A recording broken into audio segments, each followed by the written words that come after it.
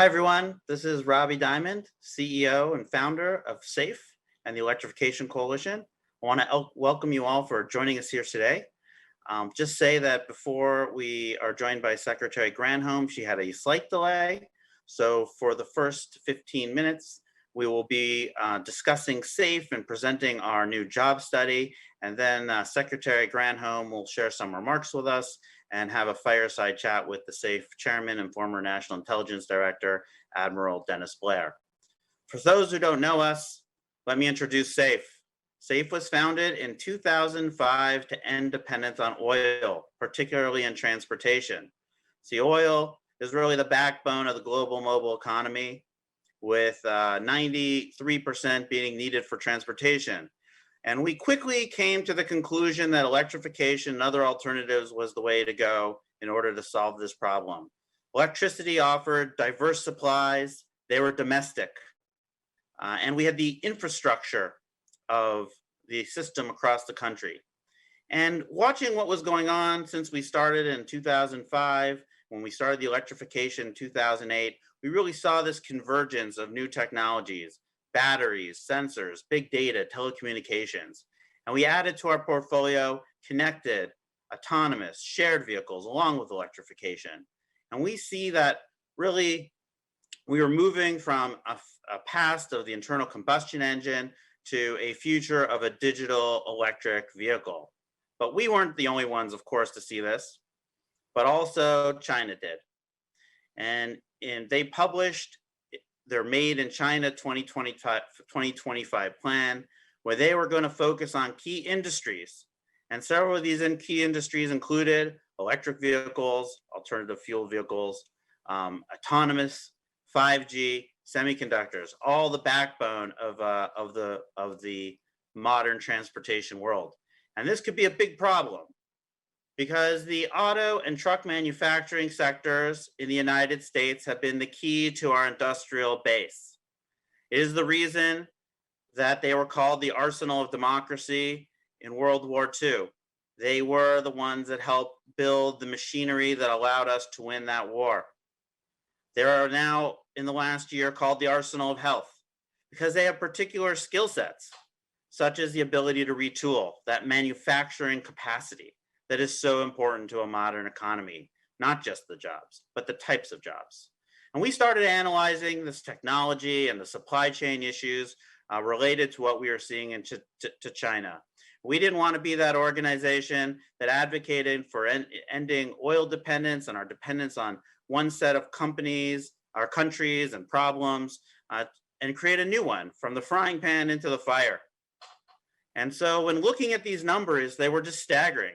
And many of you might know this already, but you're talking about 95% of all rare earth minerals that are processed in China that are needed for the permanent magnets in electric vehicles, or 67% of the lithium reserves in both Chile and Australia, forget about in China itself, that they control, or 2/3 of the cobalt coming out of the Democratic Republic of Congo. 61% of cathodes are made in China, 0 in the United States. 81% of anodes are made in China, 0 in the United States. 73% of cell manufacturing for batteries are made in China, 10% in the United States. 70% of lithium batteries are made in China, 10% in the United States. Out of the 142 gigafactories that are slated to be built, 107 are supposed to be built in China and only 9 in the United States. And that's the AV side. The EV side. On the AV side, you have a country that has committed to invest in the next 2 years, $120 billion in autonomous vehicles. The Ministry of Industry and Technology just in January announced that this was key for the country. And by 2018, 26 Chinese cities had already adopted a roadmap pathway regulatory to test on the streets. These are really what is going to be the core of the digital electric transportation future and are thus a big risk to our country. And we see this just recently in the semiconductor slowdown. I don't know if people have been following what's been called Chipageddon, and this had nothing to do with China. but rather a mismatch of the semiconductors we thought we needed in vehicles and what was being built for vehicles. And that has slowed down the entire global auto industry, that they've announced that they would have different earnings. They've had to slow down different manufacturing facilities. And really, this is the canary in the mine of what happens in an integrated supply chain when one key component does not exist. And it is even worse if in the future we have a competition with a country like China. So we offered minerals to markets plan called Commanding Heights of Global Transportation in the fall. And this plan not only laid out the case, but then had a set of recommendations from extraction and refinement of the minerals we'll need for batteries, but also the R&D for new materials and the recycling, the money that we'll need to retool and build the component parts of this electric future in the United States, the creating the incentives for the market demand. So on one hand, we say it's minerals to markets, but in many cases, it's markets to minerals. One has to create the demand here if it's going to be built here. We had a particular focus on medium and heavy duty vehicles because those have big batteries with lots of parts. Unlike the internal combustion engine, where it's hard to get scale because no vehicle is the same, here you had batteries that are the same, they're just much bigger. For example, there's 400,000 electric buses in China and only 1,000 in the United States. Think about the amount of materials in the supply chain that those 400,000 buses have built.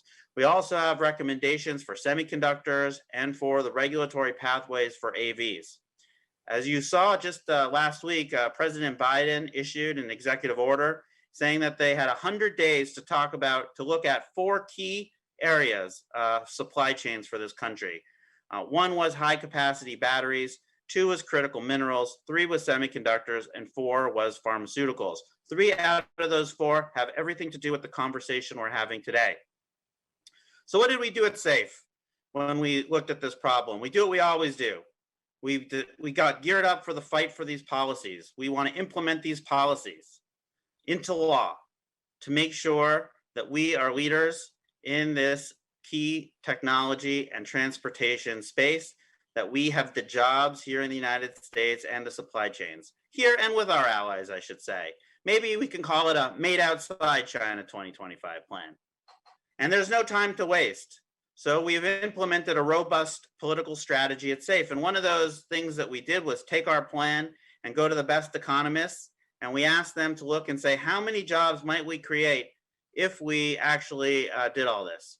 And we hired Rob Westcott, who we'll hear from in a few minutes, and asked him to analyze. So today we are releasing our newest plan that Rob Westcott and Keybridge, his firm, looked at, called, well, it's the same report, but you can find it on our website, www.secureenergy.org. That's www.secureenergy.org. And really, he took the report, broke it down into 3 areas: EV and battery manufacturing, 2, critical mineral recycling and mining, 3, next generation technologies.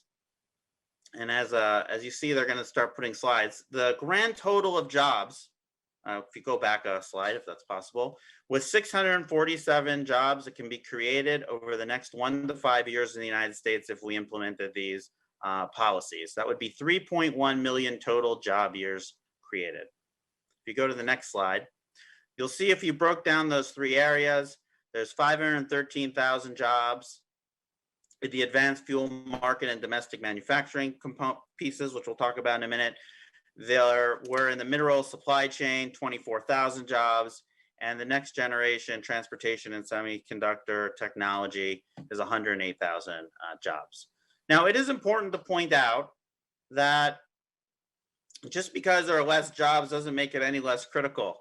Because if you're missing one component, like I described in that whole semiconductor issue we're having now with Chipageddon, you have this, you have the whole system break down. So it is really important that we and our allies make sure that we have the entire supply chains here. The 4 proposals that were in the first bucket this alternative fuel vehicle market and domestic manufacturing, where light duty EV incentives and regulations, that includes fuel efficiency standards and emission standards, medium and heavy duty vehicle incentives. I already described why that's really important to this. Manufacturing grants and tax incentives for these vehicles. And then finally, electric charging and storage infrastructure. And we just took one, proposal number 3, as you can see, and broke it out. You can, in the whole report, look at each proposal and how it breaks out. But that was really the 48C tax credit and the ATVM grants to allow the retooling that's all needed. And that was 270,000 basically jobs from this report. If you go to the next section, the secure mineral supply chain, there were 3 components. Domestic rare earth processing, as I described, that is needed for permanent magnets at the moment. There's a few companies trying to look for permanent magnets without rare earths. Critical mineral supply chains, and diversifying our mineral imports. And so we took the number 6 proposal of the whole plan, which is battery recycling R&D, battery recycling grants, lithium tax incentives, and updating our approaches to mining, and there's 20,000 jobs. I'll just stop there for a moment and say, you know, what is important from this battery space is not just the minerals, but really to focus on the processing. That's something where the United States really does lack, whether it be nickel processing, whether it be lithium, whether it be the permanent magnets, and we don't even have graphite. We have graphite materials, but we yet to have a mine. So this is possible in a resource-rich country. Now, clearly, we all want to recycle it. You know, you first have to build your batteries once before you can recycle them the first time. So that's something that we need to remember. We can't just have a recycling policy. We need to have a policy that allows us to build these millions and millions and millions, hundreds of millions of batteries we're going to need. And then we need to make sure that we take all those materials that are now in the United States of America and have a closed loop economy. And the final section here is actually to do research and development to allow us to find new materials or take materials out of the batteries, which will happen, and next generation batteries like solid state. And the final proposal was just some of this transportation technology that we need, promoting autonomous vehicles. If we raise the cap on autonomous vehicles from what they call exceptions of 5,000 to 100,000, actually was the most cost-effective policy we looked at because it didn't cost the government anything. But by companies having the ability to build 100,000 vehicles that did not look anything like the vehicles we have today. Think of the Cruise vehicle that Cruise has put out. That will allow a company like General Motors to go and retool. And we saw up to 12 plants immediately retooling in preparation for the types of new vehicles that have different form factors than we have today. So really, even it's not only about the government spending money, but just forward thinking about the roadmaps we need to give these companies. And then finally, telecommunication security and semiconductor fabrication. That proposal created 67,000 jobs. I'd note in the last NDAA, National Defense Authorization Act, there's a CHIPS piece where we are finally going to provide some funding to build fabs in the United States. These things have been authorized, but now we need to appropriate. There's just no time to waste. And one of the things that SAFE is really trying to get to reach people is not only do we need a minerals to market strategy where we have maybe Democrats understanding that we do need to think about this supply chain, but also Republicans understanding you need to create the demand here in order to build that supply chain, but also the scale that we need. I'll just use one example. President Biden put out one of his first grants is the low-no grant for electric buses. It was $180 million. Now, this needs to be billions of dollars. I once again point to China. There's 400,000 electric buses that they've used to build their supply chain, and here in the United States, we have 1,000. So really, we need to get across to people that we are in really a battle for the future of the auto industry, and that this battle has to be won because the auto industry, the truck manufacturing industry, has been our frontline troops when the country has gotten into trouble, whether it be a health pandemic or another national security need. So with that, I will turn to Rob Westcott for a moment while we're waiting for the secretary, who should be here very soon. And this is Rob Westcott, who put the report, and maybe I can ask Rob Westcott a couple questions. My first question, Rob, is just you explain why the auto and truck manufacturing sector is so important to the U.S. economy. Yeah, Robbie, thanks. You know, autos and trucks are about 3% of GDP in the US. So that's if you include retailing and so on. So it's a really big part of the economy. It's traditionally the heart of the whole skilled manufacturing base and basis for great jobs for American workers. It's a great industry for training workers. It's a great destination for new university graduates in engineering degrees. So it plays that role in a really important way.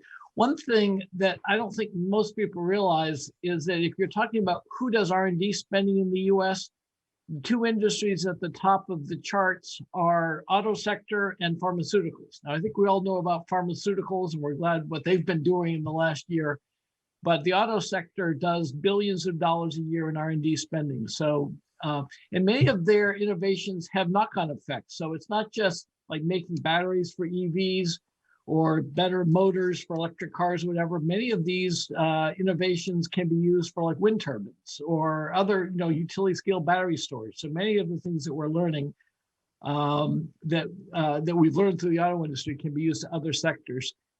So, it's important to know how to make things. We learned over the past year, we needed to make ventilators. And, it was like, who can figure out how to make ventilators on short notice? The answer, the auto industry. So critical component center of the American manufacturing sector. Thank you, Rob.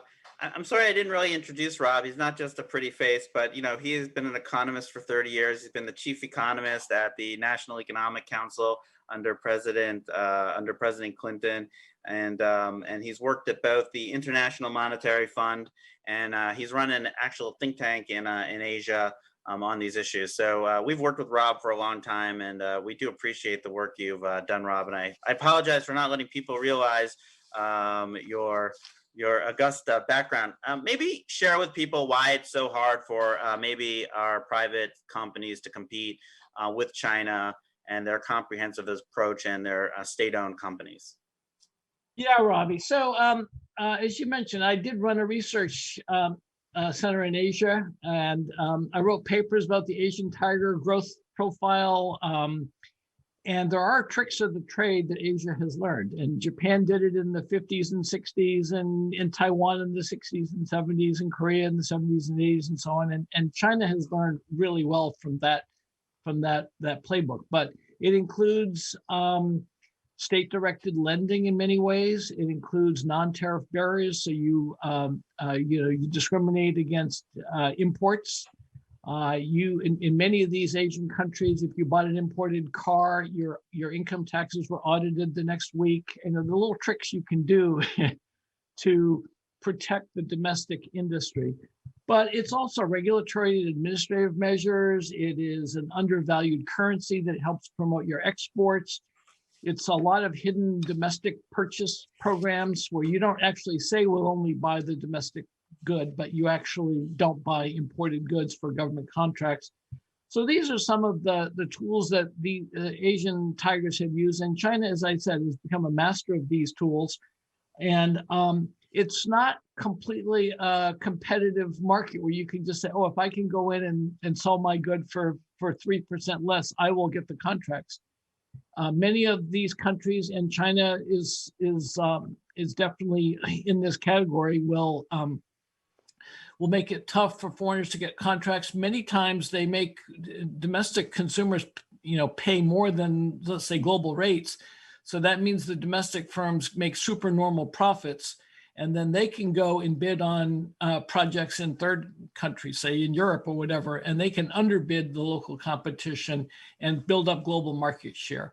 And the whole point here is to race to get economies of scale, to get into many of these technologies and autos and EVs and batteries and everything, is to get the volume going so you can get the economies of scale, so you can drive down the costs.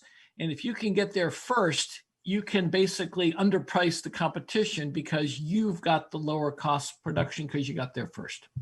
So I hear that Secretary Granholm is miking up. So I'm going to ask you one last question as she gets ready. Also, if people have asked questions on the Q&A panel, you can reach out to Alex Adams, at secureenergy.org, who handles our communications, and we're happy to answer if we do not answer through this program. That's Alex Adams, at secureenergy.org. Rob, you said in your paper that this is inefficient in terms of federal funding per job created. Can you just explain that, why you believe that, and many jobs plans that you've seen over your time and when you advised President Clinton? Yeah. So anytime you're thinking about spending government money, in my mind, you have an obligation to do it efficiently and to spend taxpayers' money carefully. A typical government spending program might be, let's say, state and local infrastructure spending. That's part of the American Rescue Plan, for example. And those kinds of projects, spending money for, say, highways and bridges and so on, local government spending, that might cost $50,000 per job created or saved. That would be a typical kind of multiplier or cost per job. Many of the programs in your plan, the Commanding Heights plan, have an advantage, which is they are basically unlocking private sector money. And so that means that the cost of the government can be fairly small. Maybe it's a tax credit of 20% or 30%. So that is the cost to the government, but that then unlocks a lot of private sector money. And in many of the advanced manufacturing initiatives in your plan, Robbie, the cost per job created is half of what it would be for, say, state and local government spending, just for example. So many of these plans look very, very good on a efficiency point of view because they are unlocking private sector money. Perfect. Thank you, Rob, for doing the report and for being available to our staff, and thank your team from us. Let's turn to the main attraction today, Secretary Granholm, who's only on her, I think it's your 11th day on the job, and you're spending it with us, so we're very thankful. Before we hear from your remarks, let me say I'm not going to get to introduce Admiral Blair. So for people who he's going to conduct our fireside chat. Admiral Blair is the chairman of SAFE, and he was our National Intelligence Director and the commander of Pacific Command. But we had the opportunity of going to China together, where he led a mission, a SAFE mission that Secretary Granholm was on. So it's a really wonderful bringing us all together. There we could do it over beers. Here we'll just have to do it over Zoom. So why don't I introduce Secretary Granholm very quickly, and we'll have Admiral Blair come back on the screen in a moment. But Secretary Granholm was sworn in as the 16th Secretary of Energy on February 25th, 2021. Becoming the second woman to lead the U.S. Department of Energy. Secretary Granholm, well, we all know what the department does, so we'll let her talk. Prior to her nomination, she was, of course, the governor of Michigan, who was the first woman elected, serving 2 terms. She had to deal with the Great Recession at the time, save the auto industry, something where, well, we might not be saving them, but taking them into helping get them into the future here. So we'll be talking about that. So it's wonderful that you're an expert on that and the perfect person at this moment to be the head of the Department of Energy. Secretary Granholm was also the first woman elected Attorney General of Michigan and served as the state's top law enforcement officer between 1998 and 2002. She has been a professor at the University of California in Berkeley. She has a lot of other great accomplishments, but most importantly, she is an immigrant from Canada, like myself. You let us in here and you've all opened up with open arms. So we appreciate that. Anyways, Secretary Granholm, thank you very much. We look forward to your remarks and then your conversation with Admiral Blair. I appreciate it, Robbie. So are you going to introduce Admiral Blair, or should I go now? You should go now, and then we'll just have Admiral Blair pop up on the screen and do his little chat. All right, very good. Thank you so much. I so appreciate SAFE because they are completely in line with what we want to do at the Department of Energy. And I'm so excited to be here with Admiral Blair, because I very much remember that trip to China and all that we learned and how it reinforced the importance to me of how governments have to get in the game, at least the United States does, or we will be, we will be run over.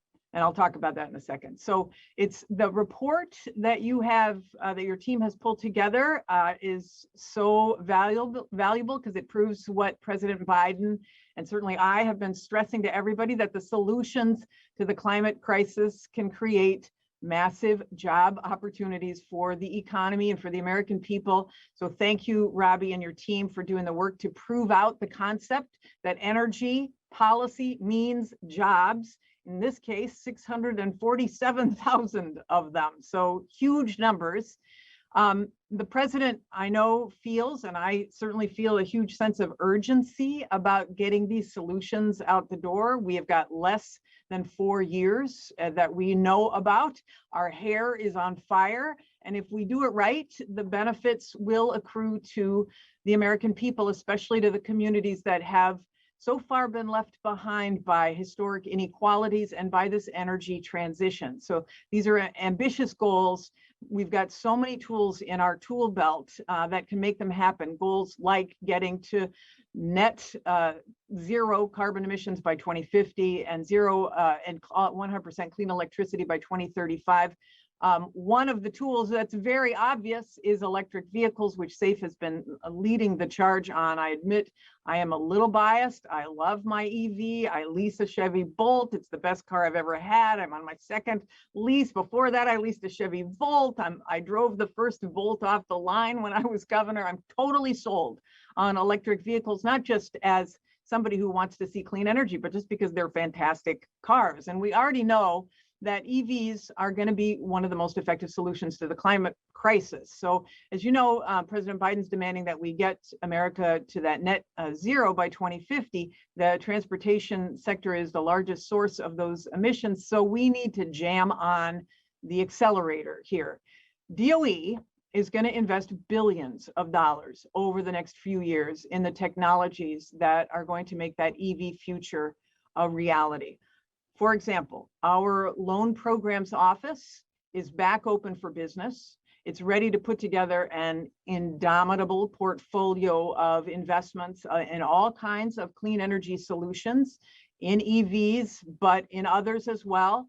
$40 billion of loan guarantees that loan programs office has, and that can go a long way. So we appreciate and we agree with your recommendations and the importance of leverage of private sector dollars as well. We're going to double down on our R&D in the technologies that will make EVs easier to manufacture, easier to deploy, easier for the American people to access. We've already made a ton of progress here as a nation. Obviously, our sustainable transportation strategy at DOE runs the gamut from electrification to hydrogen to fuel cells to biofuels. We're going to need all of these to get where we need to go, but electrification is key. And I'll add, so is adding hundreds and hundreds of clean gigawatts to the transmission grid, but that's a whole nother conversation. We got to make sure the capacity is there on the grid. So we are starting with the guts of the vehicle, the battery, the EV, which is the battery. And over the past decade, DOE has made huge breakthroughs in improving battery cost and performance. We've, along with private sector partners, obviously have reduced the cost of lithium-ion EV battery packs by about 85%. Our goal is to lower them even further, less than $80 per kilowatt hour, which will make EVs cost competitive for upfront pricing with internal combustion engine vehicles.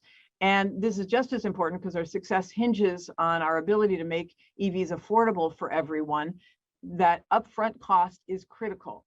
So already EV owners save money at the pump. They save $600 on average in annual savings because their cars cost half as much to fuel compared to the average gasoline-powered car.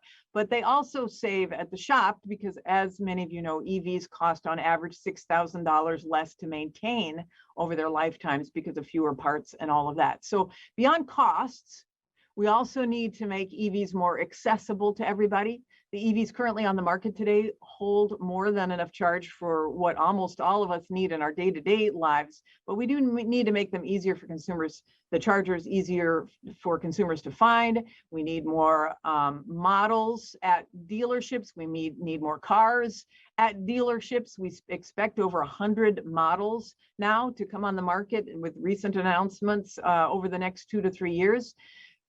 But that electrification charging is critical because we know that people are nervous about how far the charge is going to get them, especially for their long distance drives. So DOE is working on reducing charging time so that in less than 15 minutes, you can be ready to go for 300 miles. Those are technologies that can be scaled up to electrify big vehicles as well, and the big polluters.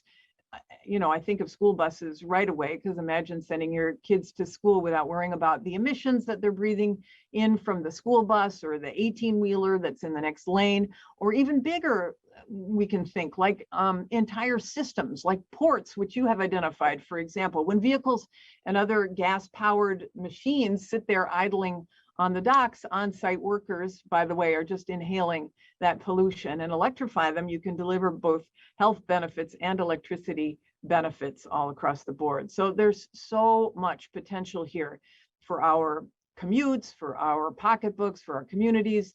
And it's also, I have to add, a heck of an economic opportunity.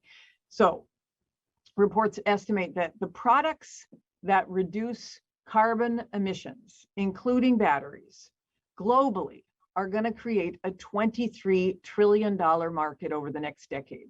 $23 trillion. And the question is, where are those investments going to be? Are they going to be in China? Are they going to be in our other economic competitors? You better believe that all of them are strategizing right now how to corner the market. And in some cases, like in China, they have largely in many of these technologies. Like, Robbie, I don't know if you remember, when we went to China, there was a point where there was a demonstration of technologies. And there was a mayor there, and I can't even remember where it was, but I remember the conversation with the mayor that I had he was standing back, he was listening to the presentation, and he was standing next to me, and he looks at me and he says, "So, when do you think the United States is going to get national clean energy policy?" And I said, this was a few years ago, I said, "I don't know, we've got, Congress is not on board." And he just smiled, nods, and he says, "Take your time." Because of course they saw the United States' passivity as their economic opportunity. So the question for us is, are we going to get in the battle, or are we going to bring a knife to a gunfight? And I know that SAFE feels this way. We've got to get in the battle, which is what your recommendations are all about. The Biden-Harris administration intends to get into the fight fully armed for battle. And that means fighting for our supply chain, as you say, from minerals to markets. President Biden just signed an executive order calling for this. So at DOE, I've asked our team to focus on the entire supply chain for battery technologies, including critical materials for mining and processing and manufacturing and recycling. So we want to make sure that we have each of the pieces in that supply chain, since many parts of our country, as you know, are sitting on top of the materials that we need to produce battery technologies. We're going to invest in researching next generation extraction and processing technologies for those materials so we can reduce both costs, but also our reliance upon China, who has it as a national strategy to corner the market on those materials. And we're also exploring new battery chemistries that use less of those critical materials like lithium and cobalt. So there is a huge need for R&D in this space. So stay tuned, because we're going to actually have a great announcement on this coming next week. And beyond minerals, we've got to scale up our domestic battery production itself to compete globally. The US needs over 100 battery cell manufacturing locations in the US by 2035. Today we've got 5. China has 96. I'm sure some of you read in Bloomberg yesterday that Elon Musk may be working on a new gigafactory in Texas. That's great. But we've got to make battery production in the US come from more than just one guy. And as the report, the Commanding Heights report stressed, we've got to figure out how to, as well, recycle the critical materials that we're already using. Our research at the DOE labs shows that up to 40% of the minerals for future batteries can come from recycled vehicle batteries. So the bottom line is we can buy these materials and batteries from our economic competitors, or we can make them in America. And because with every level of the supply chain that we capture, we can fuel a new domestic industry and create new jobs, hundreds of thousands of them, we are not going to stop until we explore every aspect of supply chains for this. We're going to put people in manufacturing, in skilled trades, engineering to work. We're going to put people to work building new electrification infrastructure. We're going to help those in the coal, oil, and gas communities translate their skills into new clean energy jobs. We have a brand new office now of energy jobs, which is going to help us team up with the private sector and with organized labor so that we can seize the opportunities in all corners of the country, including in corners that have long felt unseen. I am totally obsessed with creating good paying jobs in America in a global economy. If anybody has ever heard me talk, I always tell this story just very quickly about Greenville, Michigan. Greenville was a place that manufactured Electrolux refrigerators. They called themselves the refrigerator capital of North America because they had North America's largest refrigerator factory. Greenville in Michigan was a town of 8,000 people, and 3,000 people worked at the factory. And they decided, Electrolux decided that they were going to move to Mexico. And we, meaning when I was governor, I took my whole cabinet to Greenville to say, oh my God, no, what can we give you to make you stay in America, to keep these jobs here? We put everything we had on the table. The unions put everything. They had huge concessions. We said 0 taxes for 20 years. We'll help to build you a new factory. We'll do whatever it takes. And in fact, the management of Electrolux at a meeting in town hall, when we put all of our incentives on the table, they went outside the room for 15 minutes. And they came back in and they said, wow, this is the most generous that any community has ever been in trying to save jobs. But there's nothing you can do to compensate for the fact that we can pay $1.57 an hour in Juarez, Mexico. So we're going to go. And this was like a nuclear bomb went off in this community. And there's a reason why I'm telling you this, because on the month that the last refrigerator came off the assembly line, the employees there had a gathering that they called the Last Supper. And I went to this gathering, even though I wasn't invited, because I just felt so horrible about the loss of this factory. And I went up to this first table and a worker stands up and says, look, Governor, my father worked at this factory. And my grandfather worked at this factory. And all I know is how to make refrigerators. And then he puts his hand on his chest like this and he says, so Gov, tell me, who is ever going to hire me? Who's ever going to hire me? And that question was asked by everybody in that gathering. There were about 2,000 people in Clackle's Orchard Pavilion that day. And that same question has been asked by the workers in 60,000 factories that have closed since the beginning of this century. And so the question for us is, are we going to stand by? So in Greenville, when I was governor, I said, well, let's live up to the name Greenville and let's bring in solar manufacturing. So we brought in a company to take over the factories called United Solar Ovonics. And they built 2 factories and they had a whole assembly line. But our economic competitor, China, decided that it was going to undercut all of the panels that were built in Greenville and across the country. And as you know, many companies went bankrupt who were building solar panels. And that company in Greenville also went bankrupt. And so the 2 factory sites that they built went dark. And the people in Greenville were left. No promise, no hope. And I felt as a governor, like, again, I was bringing a knife to a gunfight because I didn't have a federal partner to be able to combat what was being done by our economic competitor. They had a national strategy and we did not. No more. We are going to have a national strategy to keep and create jobs in America in this clean energy economy. We are not going to leave our workers and our people behind. So We're not going to sit idly by as other countries eat us for lunch. We can be at the table or we can be on the menu. And I don't know about you, but I prefer to dine. So with that, happy to have a conversation. Perfect. And I really appreciate the invitation to come. Admiral Blair, the floor is yours. Good to see you again, and good to be able to use that title for your new responsibilities. It certainly looks to me like right person, right place.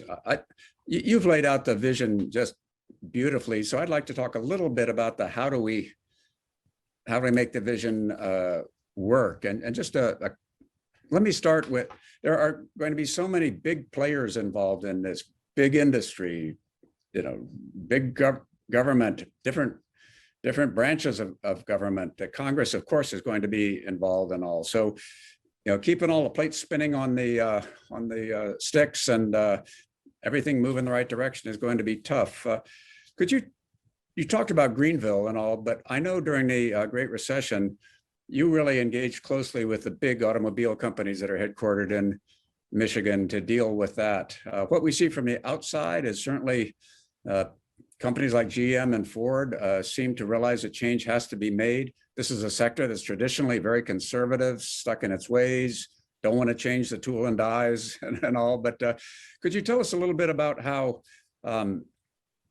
you were able to, and how we can get just solid cooperation from American industry, whether it be the big established companies like the Big Four or the entrepreneurs out west who are, move fast, break it, disrupt.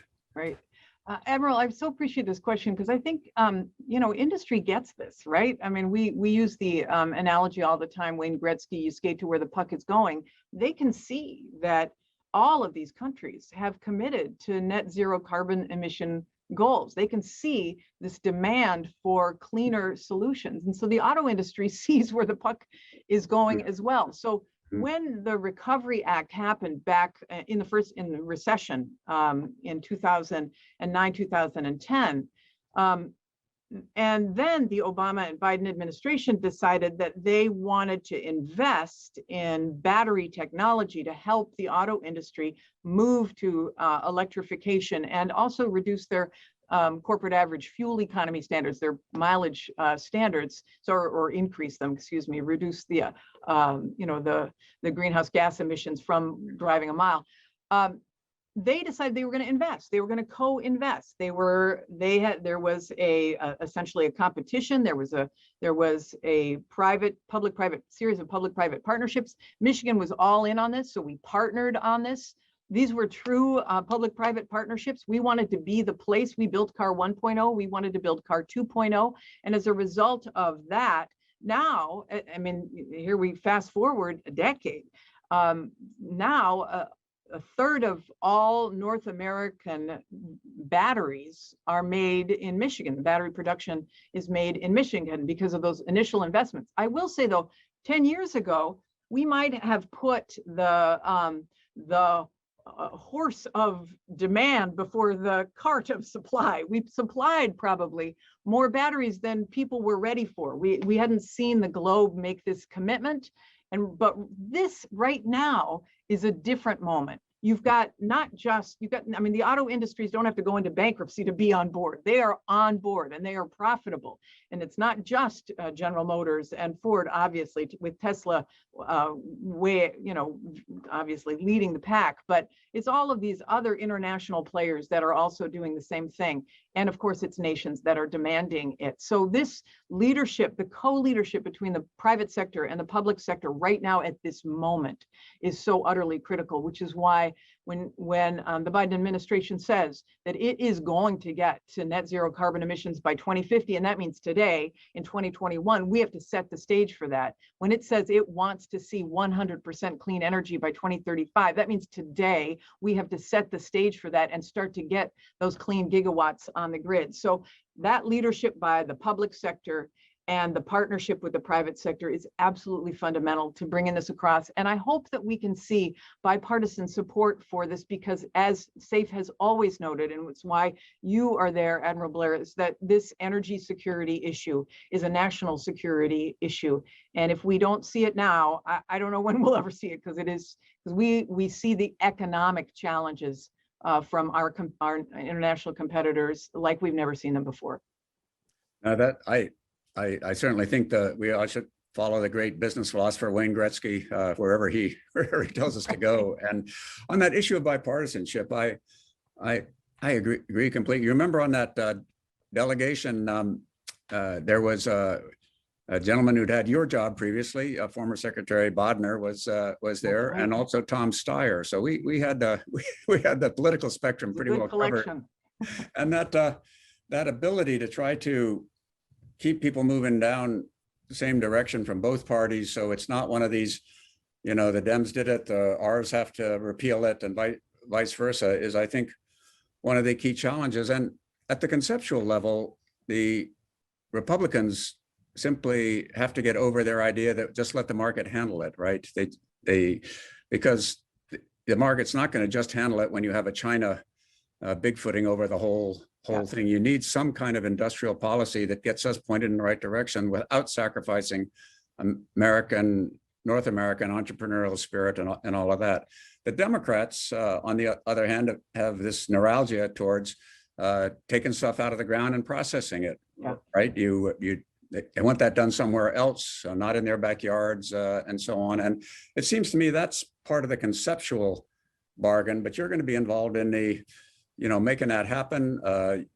With Michigan's electorate, you're no stranger to purple states. And can you talk a little bit about how politically we can move forward on a bipartisan basis? Admiral, I think that because energy should be nonpartisan, and if this can be crafted not as a zero-sum game, but that we're growing the pie, so that if you have a clean energy standard, that doesn't mean that you can't also ensure that the fossil side of things isn't clean. So I have found, meaning that the technology and the jobs associated with the technology of carbon capture, use, and sequestration, there should be bipartisan support on that. It puts people to work and it allows for this transition. I mean, we know that the coal situation is less about regulation than it is about the market.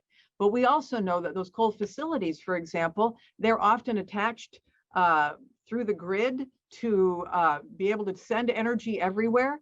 And they also have the opportunity to be demonstration sites for carbon capture, use, and sequestration. They also can be places where we could create, even green hydrogen as one solution. Mining is another example of an opportunity. And I would say this is true with geothermal as well, is that you'll see Republican support for our independence to create a battery supply chain. They know, and Democrats know this too, that you don't want the human rights violations associated with the mining that's happening in China or in the Democratic Republic of the Congo, where they use child labor. There would be huge demand for a process, a sustainable mining process that extracted these minerals and processed them in a way that created a market for us. And when you think about the workers in those communities that might be negatively affected, having them mine for critical materials is a natural shift for them. Having them mine for heat underneath our feet, the geothermal, is a natural shift for them. So I guess my point about this is there are so many bipartisan potential solutions in energy and energy technologies that can be taken to scale. This is true with nuclear too.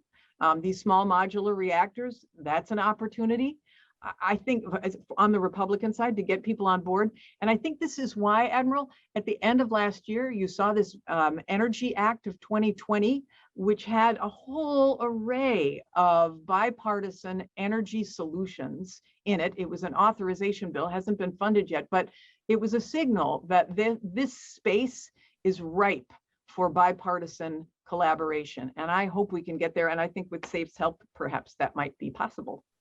No, that's great. So public-private partnership, bipartisan approach in the federal government level. And then my last question, I guess, concerns the cooperation within the executive branch.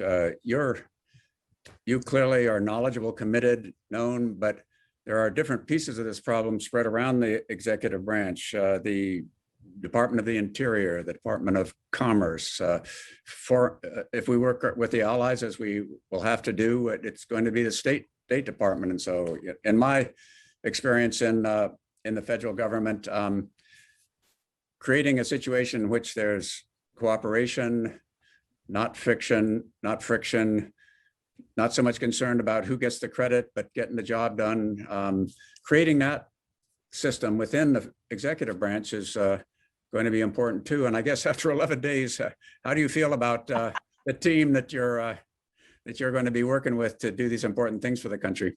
Yeah, I'm just so thrilled about the whole of government approach to this.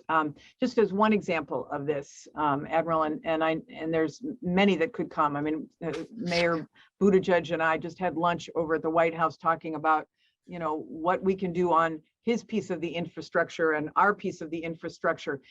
This is true. Like if we want to expand wind and solar, if we want to expand geothermal, there's so much opportunity in the way of public lands through the Bureau of Land Management over at the Department of Interior. They also control offshore. We need an offshore backbone for wind energy off the Atlantic coast.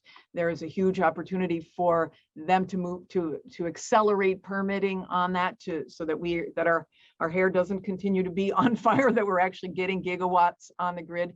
So President Biden week before, signed an executive order that was a whole of government executive order on coal and power plant communities as an example. And everybody from the Treasury Department to the Transportation Department to Interior, everybody was there. And he's created a climate cabinet as well. But even the people who aren't in the climate cabinet were around the table saying, okay, for these communities, what can your department do to help ease this transition, to give people jobs, hope, and knowledge that a clean energy economy is not a threat to them, but an opportunity for them? So I am fully excited and hopeful about this whole of government approach that the president has and continues to push and will continue to push, I think, for the next 4 years.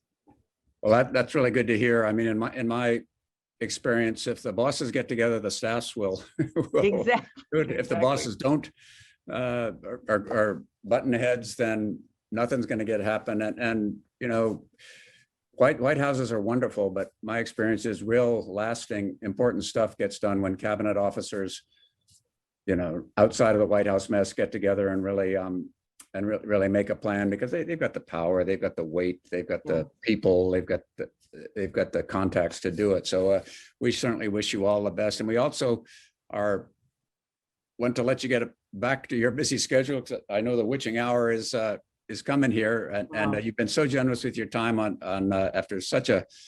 I know you have so much to do in these early days. It's exciting. You're excited anyway, so it's hard to tell. But good luck to you, and thanks very much for being with us. I appreciate it so much. Thanks so much for inviting me. Great to see you both.